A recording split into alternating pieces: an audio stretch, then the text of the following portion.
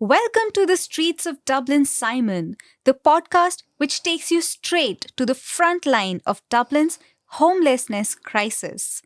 For over 50 years, a community of staff and volunteers at Dublin Simon have been making home a reality for the growing number of people coming to us for help. Throughout this podcast, you will meet different members of our community and learn about the triumphs, trials, and tribulations of closing the door on homelessness for good. And I am Meenakshi, a student of TU Dublin. And here we have Orla with us. Hi, Orla. Hi, Meenakshi. How are you? I'm doing very well. Good. How are you? Thank you very much for having me. I'm okay. Thank you. Thank you for taking the time out. Pleasure. And our listeners are in such a great luck today because we are opening the season of the podcasts for Dublin Simon with you. Thank you. Yes. And Orla, have you done a podcast before? Never. I have listened to a couple, but not many. It is not a little out of my comfort zone, I won't lie, as you know. But no, I haven't. And I find the technology and the whole setup very interesting. Yes. It's a whole new skill set that people are learning to do these things. So it's great and reaches a different audience, you know. Yeah. Yes. Does it excite you? Not particularly. Technology doesn't excite me necessarily. I've had many other things that can excite me in my life, but it's not a natural, but I try to keep abreast of, look, I'm going with the flow. So here I am. Yes. And please do tell us about yourself. My name is Orla Dwyer. I'm a project worker with the Dublin Simon Community and have been in different capacities I've worked for them since 2004. So 18 years. I started as what we call a relief worker, a flexi worker, where you'd work in different projects. And then in 2000, at the same time, I was studying addiction studies in Maynooth. And I then in 2005 was encouraged by the now CEO, Catherine Kenny, who was a manager of our emergency shelter in Harcourt Street at the time. And she encouraged me to apply for the project worker role. So I have been in that role ever since, but in different areas of the community. So yeah, I've been around a while. And have you been in Dublin for all these 18 years? No, other people might click that, it's not a dub accent that you're hearing. It's a Cork accent. People's Republic of Cork, also known as. I was raised in Cork till I was 18 years of age. So I went to, most of my schooling was in Cork. We lived in a little country area between Inniscarra and Blarney called Clero. And then in the late 80s, my family moved to Manchester in England and I studied in Liverpool. I went to university in Liverpool for a number of years. And after a couple of years working in Manchester after college, and I worked in a kind of educational field, kind of linked to social care as well, I had itchy feet and my sister was living at the time in San Francisco. So she said, well, come over here. So I did. And it was that easy when you're young. I just went, why not? Packed up and off I went. And that started a number of years living in the States, in San Francisco. And then I kind of headed off and again, itchy feet and I needed more travelling. So did that for another 18 months and eventually came back to the UK to figure out, I suppose, settle down, grow up, figure out what I had, was going to do with my life, the rest of my life. And a very, very good friend of mine, I blame her actually as well, persuaded me back to Dublin. She said, come on, it's great, come back here. And so I did. And that's that in 2001.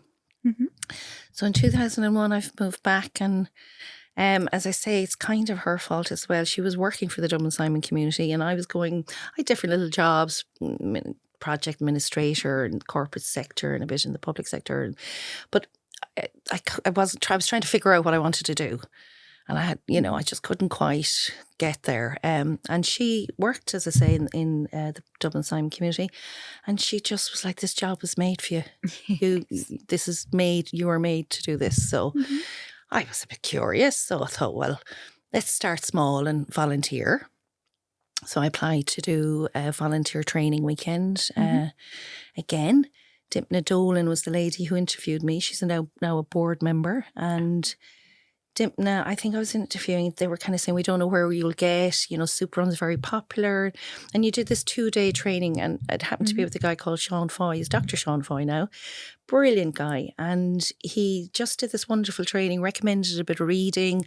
I went straight to the bookshop, bought the books.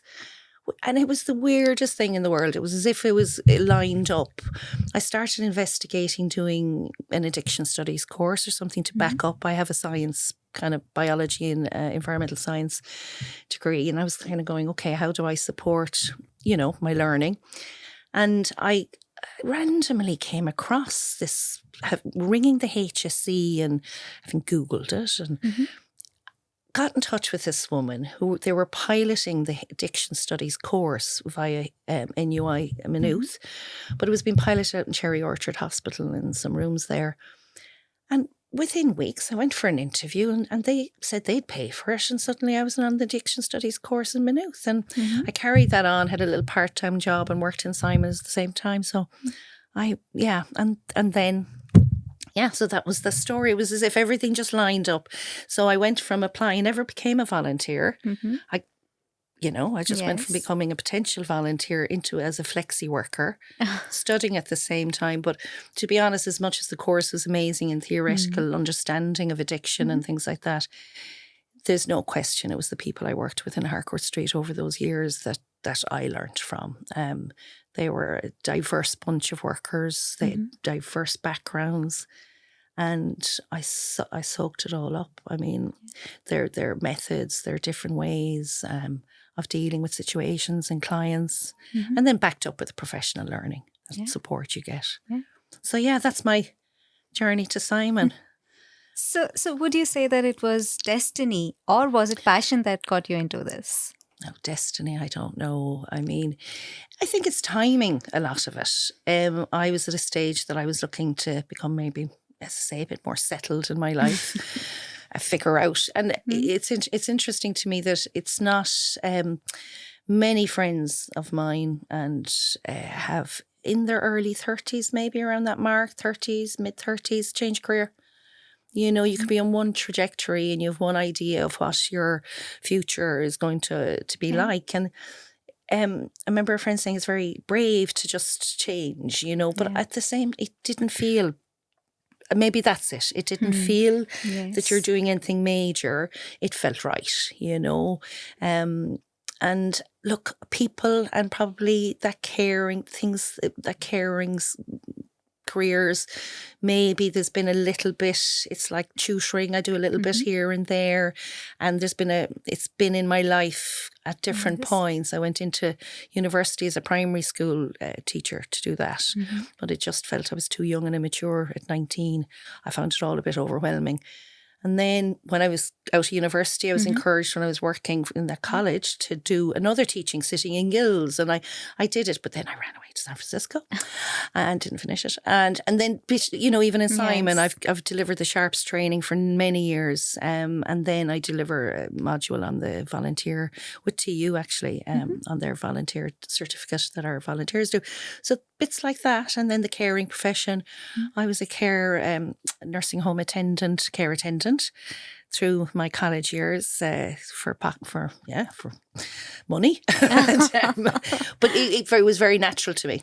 You know, I suppose, again, I like people. I don't, it doesn't matter the circumstances really that I'm meeting them. I just like interacting with different people and different types of people. That's different stories. Good to know. That's so nice. So you said that you've been working with Dublin Simon for 18 years. And what has your role entailed in that? So as I said, I initially would have kind of travelled around different projects as a flexi worker, but it was very much Harcourt Street. 18 years ago, Simon didn't have the amount of projects it has now. So there was a number of high support housing. We had the emergency shelter, we had a detox, a rehab, and our outreach team. And I think I'm not missing anyone out there. That was it when I joined.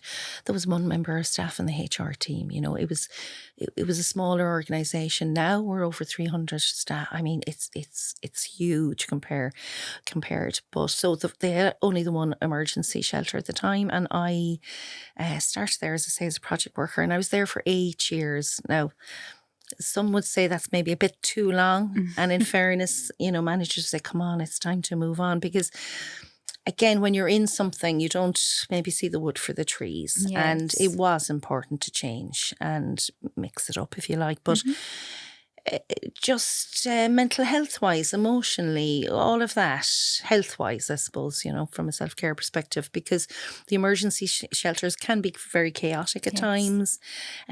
Look, you know, Simon are extraordinary in the sense that we've great policies and procedures to protect staff and clients. It's all about the client, you know, and the staff. We're in it together sometimes, especially in these projects, and making the best, you know, most comfortable, dignified place for people to stay as possible and working.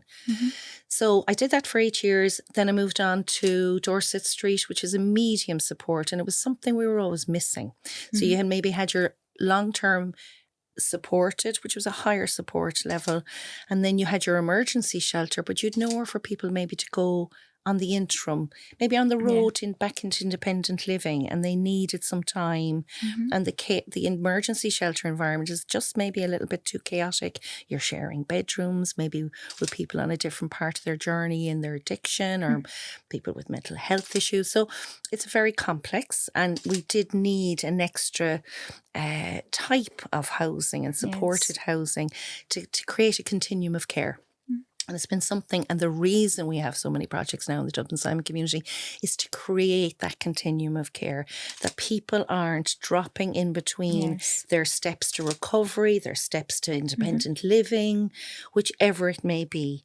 So they're constantly, in fairness, striving to do that. And that was part of it. So we set up these medium, I say we, the organisation set up, the royal we, set up the in medium support. And then, so I went into those projects. I was in Dorset Street, Blessington Street, Canal Road for quite a number of years.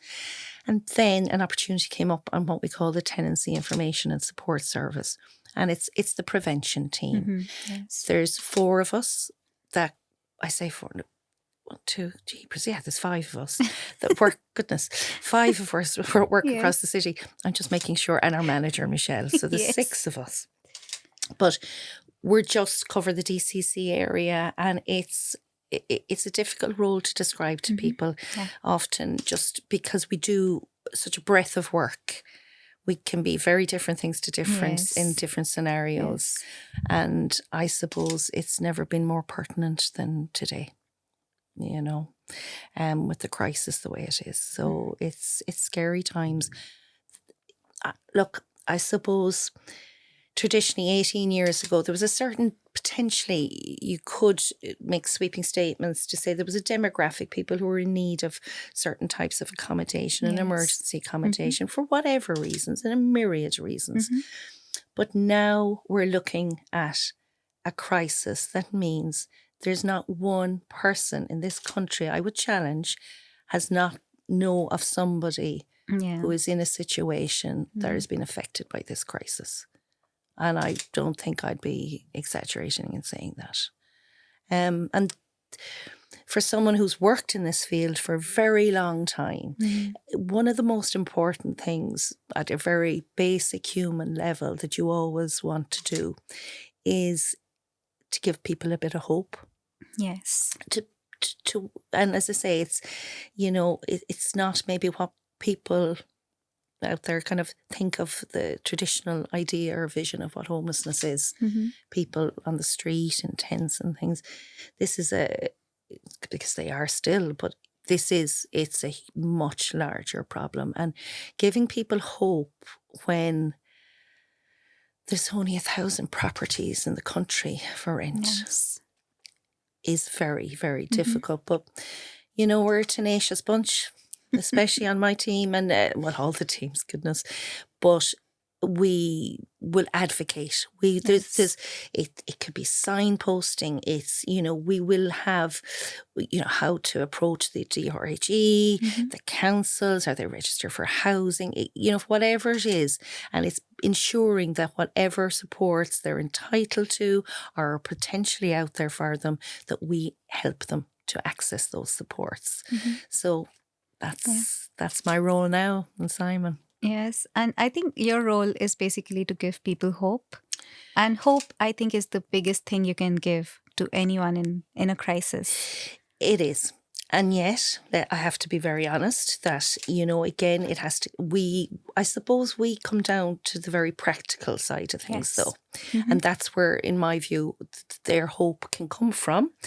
Because, when you're when you're feeling that vulnerable and you really have no idea, all you can think of is that you're going to be on the streets with your children or whatever, with your partner or on your own, that's so overwhelming. You're not starting to think clearly. You can't necessarily start thinking in a pragmatic and practical way. And it's sometimes someone from the outside, not a family member, and we have the knowledge, we're doing this a long time. We've got good network of supports and contacts and different supports. And it maybe is just about breaking the situation down into manageable bite-sized pieces that you can tackle step by step. And if you come up against a barrier or an obstacle, we'll figure a way around it or through it or under it or break it down or an advocate, So I would suggest we don't take no easily. I know, no might sometimes has to be no. Yes. It's not about, favors or anything like that. It's all about being very practical. And sometimes that's empowering people. It's the information that they didn't know that this was a possibility. We've so many cases recently with elderly becoming, the risk of elderly becoming homeless, and it's something we're seeing such a high rise, 30% in the over 65s in our cases in the last 2 years and 50% in the last 5 years. And that's massive. And these are people who are probably in private rented. And for whatever reason, they're coming up to retirement age, so their income level goes maybe down. They become unwell. And these people, these are a number of cases we've actually worked with very recent times, myself and my colleagues. And these cases, they didn't know they were entitled to supports, financial supports in the way of a HAP payment. One needed to be registered for housing. He wasn't up to that point. So we assisted him with that and facilitated with the council and made sure it got processed. Then liaised with his landlord. Landlord wasn't familiar with the HAP situation. As in his existing tenant, he is absolutely entitled to be the tenant to receive HAP. Landlord signed the forms, and then that was done. So they have that financial support. They were able to maintain their tenancy.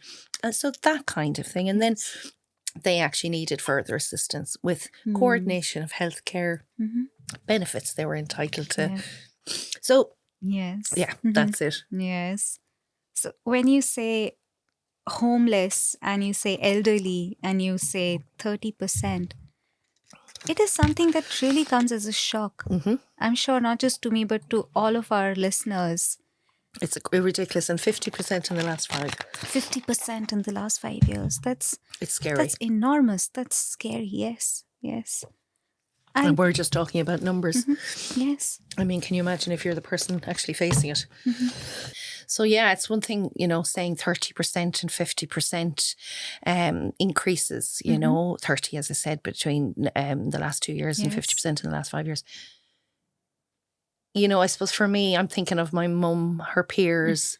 They're in ladies and gentlemen of a certain age. I tell you this much, they have better social lives and travel schedules than I do. But that it's hard conceptually, and this is another thing. When we meet some people in elderly, anybody at risk, it's them, you can literally see the psychology going on. It's kind of trying to wrap their brain around the fact that they're at risk of homelessness. can be so overwhelming, as I just said, you know. Yeah. And then throw in the fact that you're elderly. It's not that you can go out and get a second job Yes. to top up your income or top up your rent. Yeah. You know, this, as I said, these are people who are potentially coming to retirement age. One of those people that we were working with recently was 70. And he was working as a taxi driver, and then he became unwell. And so again, we had to try and avail of all supports that we could. And these people weren't aware of what supports were out there. Another big part and large part, in fact, I'd suggest 40 to 50% of the cases I'm working on currently and in the last 6 months to a year have been in conjunction with the team in the council, particularly one gentleman, Paul, who we work very closely with. And they identify people, again, older people who are in private rented accommodation. It wouldn't have been uncommon over the past decades, where people who may have owned a property and didn't have family, immediate family themselves, would often rent out part of the house or a room in the house. And as much as these people were, I suppose, tenants, they often became friends. Yes. And then maybe the owner passed away, the family inherited, and often they will be very understanding. But then it comes a point that it's not, can't stay that way. And they do maybe sell the property. And so then these people are at risk. There are a lot of those people out there. So these are identified by the council, or it's come to their attention. And there's wonderful senior complexes around the city where they are referred to. And again, there are certain grants and move-in things that they'd be entitled to, but wouldn't be aware of. And that's actually quite a number of the cases that we work with. And it's about supporting these people to integrate them into the community, make sure they have all the supports they need. For all aspects. We very much live in a client-driven manner. We're not telling grown adults who've lived a full life what to do.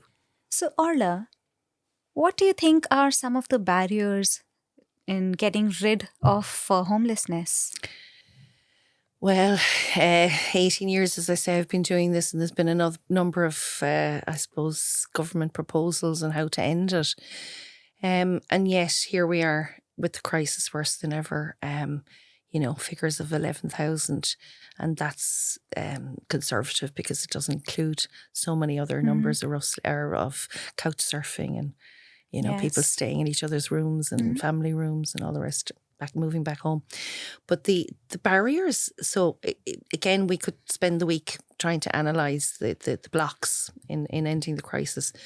But supply, I mean, number one, it's the lack of supply. So that needs to be addressed on a public level, a private level, vacant property registers, planning reform. Again, I think if we look to other countries and how they do things, and it not all aspects of this will be a quick fix, and that's a huge problem. There has to be long-term thinking. When we look at other countries and how they seem to manage their systems, and it's going to take commitment from all departments and individuals to think, okay, we're going to have to invest now with a long-term vision. Again, one of those barriers is the cost of materials in a building, from a building perspective. I'm to be a builder's daughter, so I know about raw material costs and talking. Even we've a massive project being developed for detox specialist services in Ushers Island, 100-bed facility that's going to be an extraordinary specialist service with rehab, detox, respite, step up, step down. It's going to be an extraordinary facility. And talking to our property department who's managing that development, the costs of steel, wood. So that's one issue. Planning reform is another issue. I mean, I know that our CEO is actively talking to all the ministers involved, to the councils about, I suppose, again, we have that supported housing idea that we have. We want more of those kind of projects that people who maybe are in private rented and need a bit of a longer care and support and aren't capable of independent living any longer. So we want more projects like that. Yeah, I agree. There's so many facets to this problem, but we can't walk away, we can't shy away, and it has to be long-term thinking about it, and it's going to take money. We all know everything's going up, but I suppose in an immediate situation, it's grand to think the moratorium on evictions is going to do something, but there will be a tsunami in the April. We're looking at 1,700 and average rents across Ireland, and frankly, that's not a true reflection of the average rent in Dublin. It's a lot higher, and so that's a barrier. When we talk about elderly and homeless, who on a pension, an estate pension, can afford this? It's not sustainable, and they may not have had been empowered enough with the information about being able to be registered for social housing. And again, that's something where we can come in and assist if people don't have a support network. And sometimes people do have a support network, but they don't want to discuss these issues. Yes. And sometimes it's easier talking to someone like myself, and we have a very strictly private, confidential service. So, and sometimes it's families who are worried about a family member. We will get contacted by anyone and everyone. We take our referrals via the council, self-referrals, things like that. But the barriers are multiple. And maybe that's sometimes where we come in again. It's about giving people options. Options in life, so that they can make an independent choice and an informed choice. Yes. And maybe there's options that they just didn't know about. And it might only be a medium term thing. Unfortunately, we have families that do have to enter into home emergency accommodation, but we try to endeavour that it's appropriate, whether they be a family and need a family hub, or it's, it serves their needs and as short term as possible. But then we can't avoid the fact that there's just and with the moratorium on evictions, that means less supply as well. Yes. So again, there are supplies of properties, vacant property register. What was the quote I heard Rory Hearn say? Quite a high figure of vacant properties around the country, and we're not talking derelict properties. These are not properties that couldn't be, but then the knock-on effect is supply of raw materials and the cost of them. So I think the best minds need to sit down, the economists, the social care aspects, I want the numbers crunched from the construction side, because there are certain people who could do it. And maybe, but we don't want to get political. I'm not pointing fingers here. I just am acknowledging it's a massive issue. It's complex, but we don't have time to sit back any longer and theorize about it. We need to start doing things and making decisions. And it's a long-term plan, but it needs to be put into action, soon. Yeah.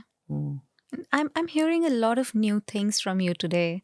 When we think of homelessness, we have this particular image in mind, but you're talking about families and you're talking about elderlies. What are the common myths, do you think, that people don't understand about homelessness? Again, I think there is I suppose a preconceived idea of someone who's homeless as someone who's sleeping rough on the streets. And there are, we see it every day on the streets in Dublin, and people struggling. That is only one aspect or one image of the current climate. And to be honest, always, it as I said to you a while earlier, it will, and I do challenge anyone to think it may not be amongst their family or immediate family or family group, but I bet one of their friends or there is someone who has been affected by this. And it's people, as I said, who have difficulty trying to wrap their heads around this idea that they might be at risk when they're both, maybe you're taking a young family, parents both working, young children, and they're thinking, I'm doing everything right, and yet they can't provide a safe, secure home. It's psychologically damaging, and that in itself is traumatizing for people. And so it is affecting everybody, and we are all at risk, and every single person's at risk, but it is a community-wide problem. And that is terrifying. And sometimes you have to just be the calm. And as I say, it's about going, okay, this is the situation. These are the options. This is what we need to do. One step at a time, and we will get there. You know, there's a realistic aspect to it. And sometimes we have to say, look, this is the situation. You may have to do this, but then we'll get you this support. So again, it is trying to give people, we talked about it at the start, a bit of hope. Yes. That, okay, this is going to happen, but we can handle this, and hopefully it won't, it won't be forever. Yeah.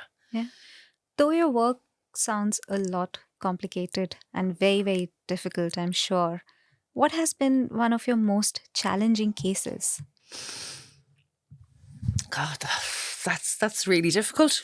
It's really difficult because there's been a lot of challenging cases, challenging situations. And I think my family, my extended family, I'm smiling because, they'd be very interested in the early years about what I did and my job and, and proud of me, I'm sure, and all the rest. But it got to the point that they didn't particularly want to hear it. I suppose we, again, have to be quite pragmatic sometimes in life, and we do hear awful traumas and awful stories and situations that people have had to endure.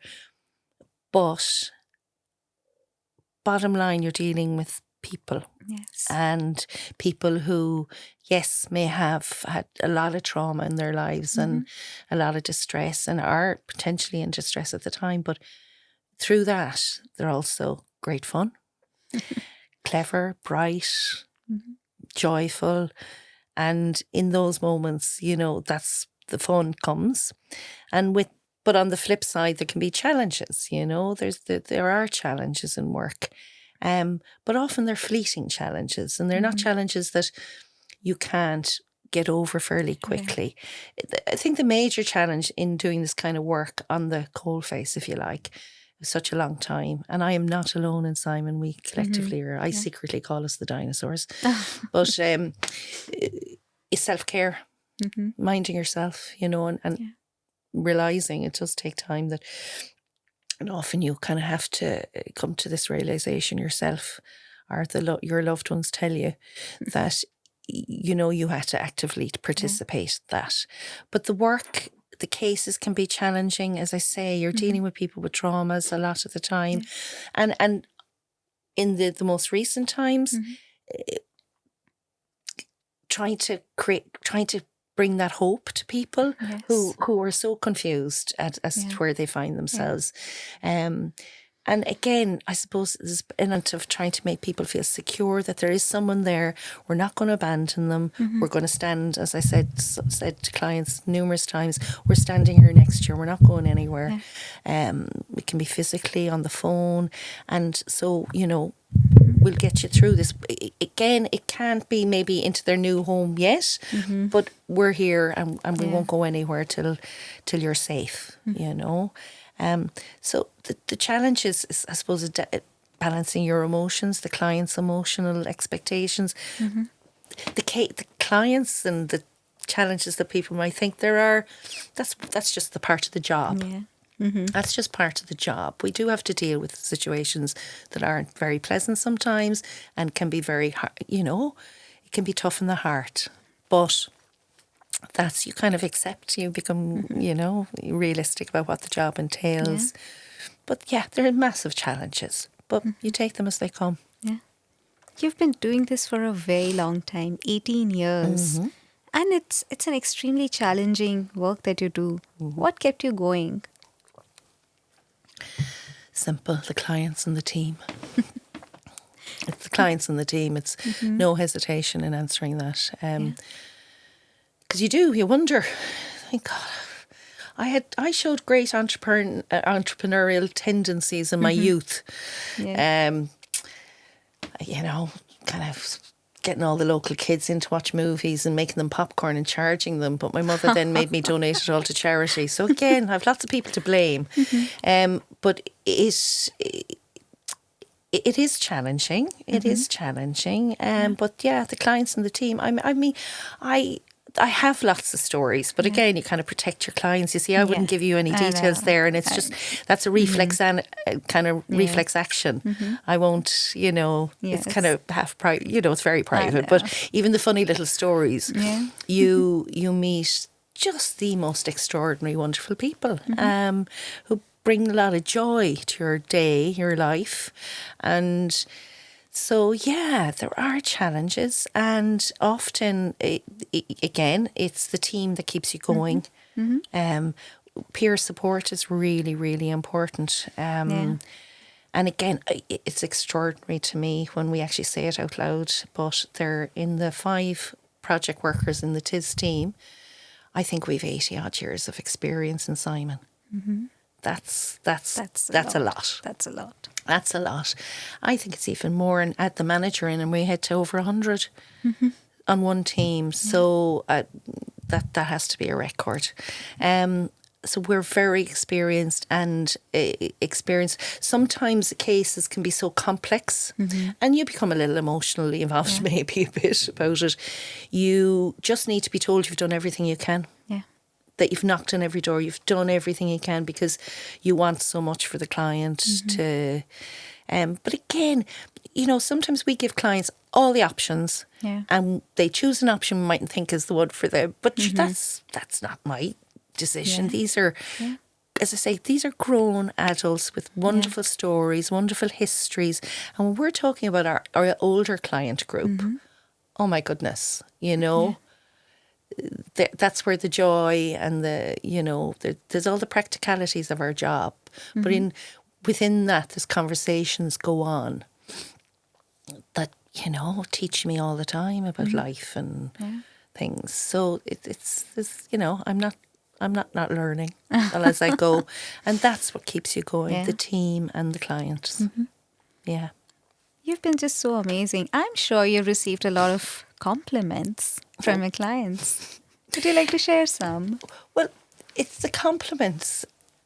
I mean, again, I think the biggest compliment is when you see someone, especially like settling into their homes, their new homes, and you're providing them and with support that they didn't know they even were entitled to or deserved or, well, that was even existed. And so being thanked, thank you, and to see someone be less vulnerable and feel more secure, that's all the thanks you need, People are very, very grateful, and they often want to show that. And we,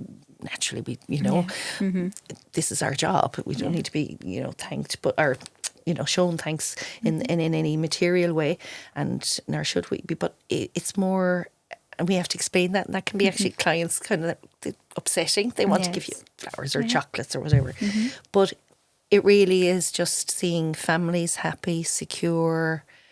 As I say, often with older people, it's they have family members were kind of going blind into these situations, and it's their thanks. And thank you. It's the best compliment you can ever get, isn't it? I agree. I completely agree with you. And tell us a happy story. I'm sure you would have had a lot of moments of rejoice. I do. Again, it's funny. You have these questions, you think, oh, yeah, and stories and people's faces pop up. Yeah. And there's some faces I'll remember for the rest of my life. But there is one particular client who we're kind of associated with each other because I've known her a terribly long time, 18 years, and she was in different supported housing and emergency situations for a long, long time. And it came to my notice, and I went to management and asked, could we possibly refer her to supported housing? And it did take a while, in a year or two, but she has now been settled and referred to her forever home in our long-term supported housing. And our managers knew that I was kind of supporting this referral.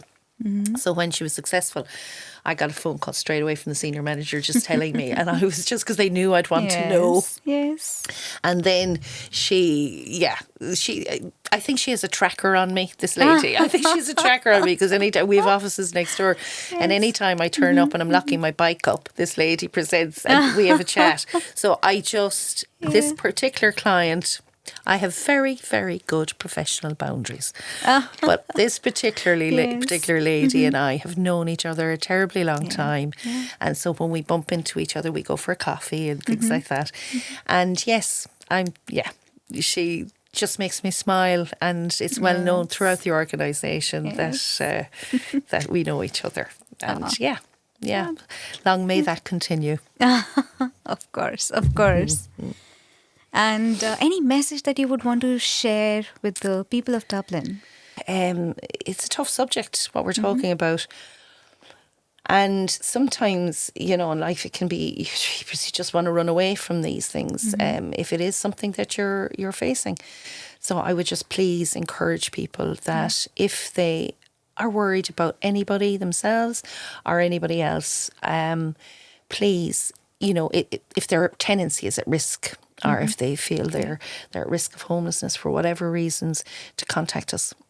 We have an information line that we pick up. One member of each team takes a day, and we pick up the calls, and we will get back to you. Bear with us. And we contact people and just give them advice and information. And sometimes it will mean a little bit more work with these people, and we'll do that. And the other way of contacting us is maybe through our email address, which is prevention@dubsimon.ie. And listen, it's really hard out there, but please reach out. We can't find accommodation. We're not going to be able to conjure it up, but we do have a lot of experience, and we can direct people and advise them on their rights and their responsibilities. Again, the moratorium on evictions should ease things a little bit, we hope, but please don't hesitate for any reason to get to, regarding your tenancy, to get in touch. And sometimes we can refer on to different Simon services. Yeah. Thank you so much for that message. And it Pleasure. makes so much sense. Yes. And before we leave, I have a question for you. What is home for you? Well, I suppose the first word that comes to mind is family. But I know how very lucky I am. So, family, which security, Yes. And that's kind of hard to say when there's so many people who don't have that. But family. Yeah. Thank you so much and for taking the time out today and sharing all these beautiful, challenging stories with us, Orla. You've been amazing. Thank you very much. And thank you for opening the season of this podcast for Dublin Simon with us. My pleasure. Thank you very much for having me. And thanks to all our listeners for listening in. Thank you so much. Bye-bye. Pleasure. Take care. Bye-bye. You too. Bye-bye. Thank you for listening. To find out how you can help, visit www.dubsimon.ie. Dublin Simon. Homeless, not less.